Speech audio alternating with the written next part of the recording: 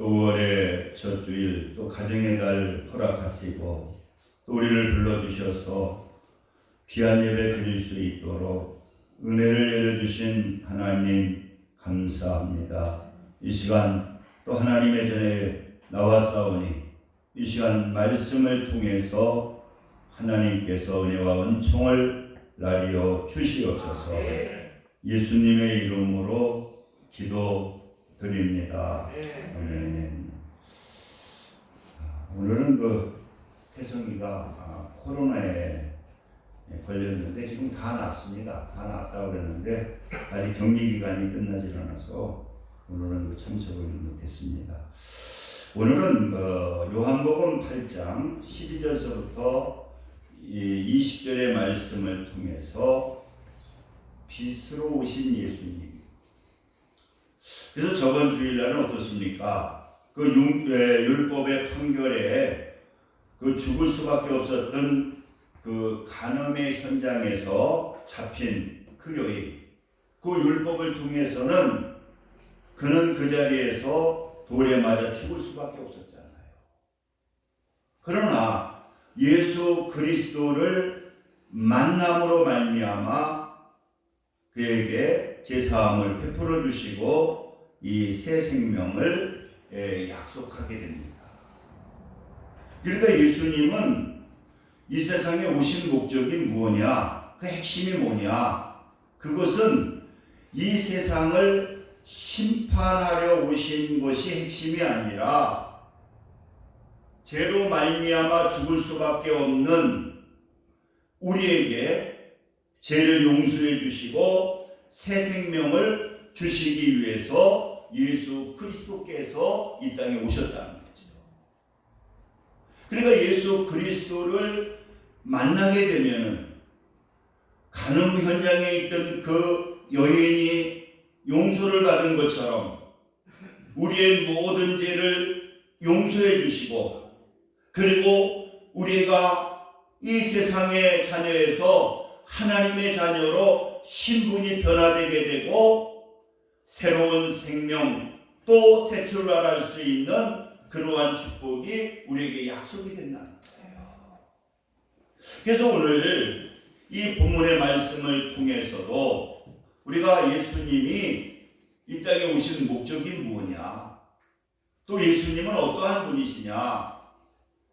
첫째로 예수님은 생명의 빛을 주시는 분이라는 거죠. 우리가 요한복음 1장을 통해서도 예수님께서 어떻습니까? 4절에 보게 되면 1장 4절에 보게 되면은 그 안에 생명이 있었으니 이 생명은 사람들의 빛이라.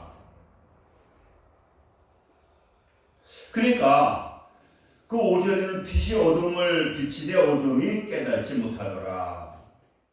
그러니까 예수님은 어떠한 분이시냐고 하면은 오늘 이 본문에도 직접 말씀하고 있잖아요. 한번 우리 12절을 보시기 바랍니다. 요한복음 8장 12절에 보게 되니까 예수께서 또 말씀하여 이르시되, 이거 예수님께서 말씀하시는 것이거든요. 그런데 어떠한 말씀을 하느냐? 나는 세상의 빛이니. 그러니까 예수님은 어떤 분이냐? 이 세상의 빛으로 예수님께서 오셨다는 거예요. 우리가 이 마태복음 5장에 보게 되면은 이 산상에서 설교를 하셨는데 그때 팔복 설교를 하셨거든요. 그래서 첫째는 뭐냐? 심령이 가난한 자는 복이 있나니 천국에 그들이 것이며, 또 애통하는 자는 복이 있나니 그들이 위로를 받을 것이며, 이렇게 팔복의 설교를 하시면서 끝나자마자 예수님께서 어떠한 말씀을 하시느냐? 빛과 소금에 대해서 말씀하시거든요. 그러면서 우리가 마태복음 5장 14절에 보니까 너희는 세상의 빛이다. 그러니까 우리 예수 그리스도를 믿는 우리 하나님의 자녀들은 어둠의 삶을 살았지만은 예수님의 그 빛, 생명을, 그 생명의 빛을 받게 되었을 때에 우리는 어떠한 삶을 살게 되느냐고 하면은 빛의 생명, 빛의 삶을 살게 된다는 것이죠. 그래서 오늘 12절에도 나는 세상의 빛이니 나를 따르는 자는 어둠에 다니지 아니하고 생명의 빛을 얻으리라 이렇게 말씀합니다. 그러니까 우리는 예수 그리스도를 만남으로 말미암아 예수님께서 빛인데 생명의 빛인데 그 예수 그리스도를 만남을 통해서 우리는 어떠한 삶을 살게 되느냐? 오늘 말씀한 것처럼 생명의 빛을 얻게 된다는 거죠.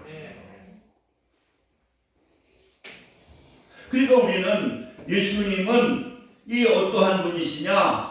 이 생명의 빛을 가지신 분이시고 그분을 믿음을 통해서 우리는 이 새 생명을 갖게 되고 우리는 하나님의 자녀가 되는 빛의 자녀가 되는 그러한 축복을 하나님께서 약속해 주셨다는 거예요.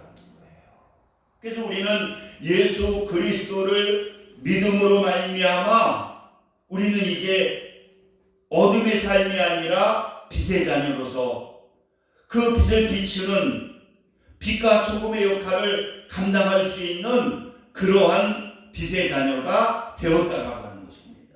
그러니까 우리는 뭐냐? 이제는 빛의 자녀가 되었다는 거예요. 그리고 두 번째로는 예수님은 어떤 분이시냐? 예수님은 오늘 본문의 말씀을 보게 되니까 예수님은 혼자 사역하시는 분이 아니더라고요. 누구와 함께 하시느냐고 하면은 하나님과 함께 하시는 분이 아니에요. 오늘 16절의 말씀을 보시기 바랍니다. 만일 내가 판단하여도 내 판단이 참되니 이는 내가 혼자 있는 것이 아니요 나를 보내신 이가 나와 함께 계시니라. 그러니까 예수님은 어떠한 분이시냐고 하면은 그냥 2000년 전에 뚝 떨어지신 분이 아니라는 거예요. 우리가 요한복음 1장을 통해서도 창세전에 하나님과 함께 계시고 그리고 우리의 죄를 사하기 위해서 이 땅에 오실 때에도 예수님 한 분만 오신 것이 아니라 하나님께서 함께 해주시는, 그러니까 예수님 안에는 하나님이 함께 해주시는 하나님과 같이 사역하시는 분이 누구냐? 이분이 바로 예수님이라는 거죠. 그러니까 우리가 창세기 1장에도 보게 되면은 그 하나님이 그 창조의 사역을 하게 될 때에 하나님 혼자 하신 것이 아니라니까요. 그래서 우리가 요한복음 1장 2절에도 보니까 그가 태초에 하나님과 함께 계셨고 그리고 3절에 보니까 만물이 그로 말미암아 지은 바 되었으니 지은 것이 하나도 그가 없이 된 것이 없느니라 이렇게 말씀하고 있는 거예요. 하나님이 천지를 창조하실 때에도 그때도 누가 계셨느냐? 하나님과 같이 이 예수님이 계셨고 그 예수님은 그냥 계신 것이 아니라 만물을 짓게 되었을 때에도 그 만물을 같이 함께 지으신 분이 누구냐? 그분이 바로 예수님이라는 거예요. 그리고 예수님은 이 땅에 오셨어도 예수님의 독단적으로 행하신 분이 아니라는 거예요. 그러니까 예수님이 어떤 말씀합니까? 나는 성령 하나님 아니고는 나는 아무것도 할 수 없다는 거예요. 그래서 오늘도 예수님은 어떠한 말씀을 하시느냐? 나는 내 독단적으로 하는 것이 아니다. 바로 누구와 함께 하고 있느냐? 나를 보내시니 그 하나님이 함께 하시는 분이 누구냐? 이분이 바로 예수님이라는 거예요. 여러분, 우리가 예수 그리스도를 믿게 되면은 우리는 고아처럼 버려두시는 분이 아니라는 거예요. 우리 예수 그리스도를 믿는 우리에게는, 우리 하나님의 자녀에게는 누가 함께 해주시느냐고 하면은요, 성령님이 함께 해주시는 거예요. 할렐루야. 이 성령님은 우리 예수 믿는 우리 하나님의 자녀들에게 어떻게 해주시느냐? 함께 해주시는 거예요. 그래서 우리가 성령이 충만해서 그분의 도구가 되게 될 때에 어떠한 역사가 나타나느냐? 내 능력이 나타나는 것이 아니라 이 하나님의 능력, 하나님이 함께 해주시기 때문에 하나님의 자녀로서의 권세도 나타나게 되고 하나님의 자녀로서 하나님의 그 권능이 나타나는 거예요. 우리가 이 사도행전에 보게 되면은 그 빌립 집사라는 분이 있습니다. 이분은 평신도잖아요. 여러분과 같은 그러한 집사님이거든요. 그런데 이분은 어떤 분이시냐? 이 성령이 충만한 거예요. 그러니까 성령이 충만하니까 어떠한 역사가 나타나느냐? 이 빌립 집사를 통해서 성령의 능력이 나타납니다. 그러니까 이분은 원체 이 빌립 집사님을 그 집사로 선택한, 그 안수 집사로 선택한 목적은 뭡니까? 여러 가지 부재에 빠지고 그렇게 되다 보니까 재정도 봐야 되고 또 교회 또한 봉사도 해야 되기 때문에 그걸 갖다가 잘 계산하고 잘 원활하게 하기 위해서 이 집사님들을 세우시거든요. 그런데 이분은요, 그 일도 감당하면서 이분이 더 중요시 여긴 것이 뭐냐? 내가 하나님께서 나를 빛의 자녀로 선택했기 때문에 그 빛과 소금의 역할을 감당해야 된다. 그 어둠에 빠져있는, 어둠에 빠져있고 묶여있는 그들에게 빛을 전해서 빛의 자녀로 삼아야 된다. 그래서 나가서 뭐 했느냐? 빛을 전하기 시작한 거예요. 그럴 때에 빌립 집사에게는 자기 능력이 나타나는 게 아니라 하나님의 능력이 나타납니다. 그러니까 그 집사님을 통해서 병이 치료되고요. 기도하면 또 이 흑암의 권세들이 떠나가게 되고요. 그래서 그것을 통해서 뭐를 하시느냐? 빛의 역할, 그 빛을 전하는 이 반사체의 역할을 감당하게 될 때에 놀라운 하나님의 역사가 나타나게 되는 거죠. 그래서 나중에는 어떻습니까? 에티오피아의 군대 장관, 그분을 갖다가 그분을 갖다가 전도해가지고 세례를 주는, 하나님의 자녀로 만들어 에티오피아를 복음화시키는 놀라운 하나님의 역사가 나타나게 되잖아요.